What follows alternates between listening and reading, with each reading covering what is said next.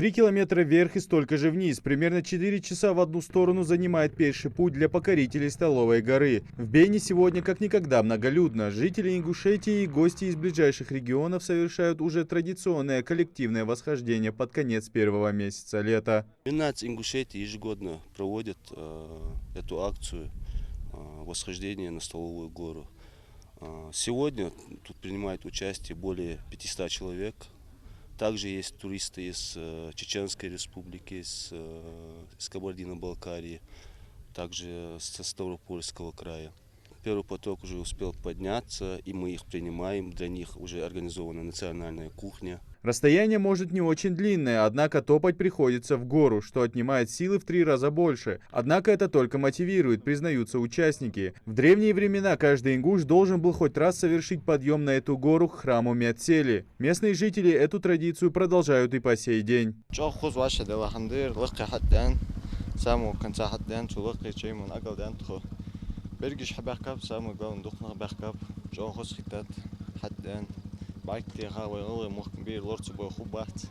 Каждый раз кегина халугори каскаст кегина из баха вораж халхуй даже лами лори яхат лами лорц ари хугас ягад лами хугас ахвай кегина халугори ба бар мехтламт кышкама наха халыш хабях кече садавя хау явот хау даду кампол космодин здесь. Сегодня в горах слышны не только разговоры и шаги, но и гул моторов. Отличная возможность испытать байки для любителей экстрима.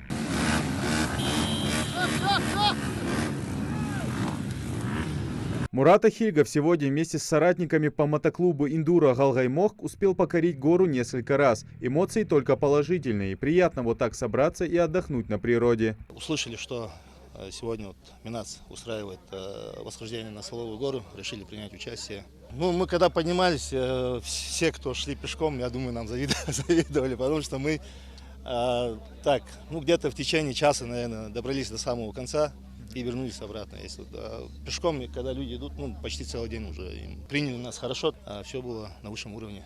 Спасибо организаторам, конечно. А после спуска всех ждет горячий бульон, чай и посиделки на природе с живописным видом на величественные горы. Гости на приглашение откликнулись с большим энтузиазмом, приезжают не первый раз. Очень хорошо встретили.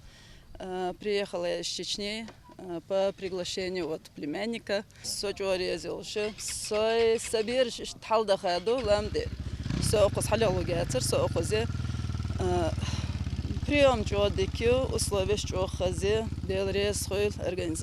Провести выходные в горах в приятной компании по-настоящему кавказский отдых. Каждый из пришедших получил массу положительных впечатлений и эмоций. Коллективные восхождения планируют проводить на регулярной основе в течение всего лета. Идрис Ижиев, Хамзат Халухоев, Новости 24.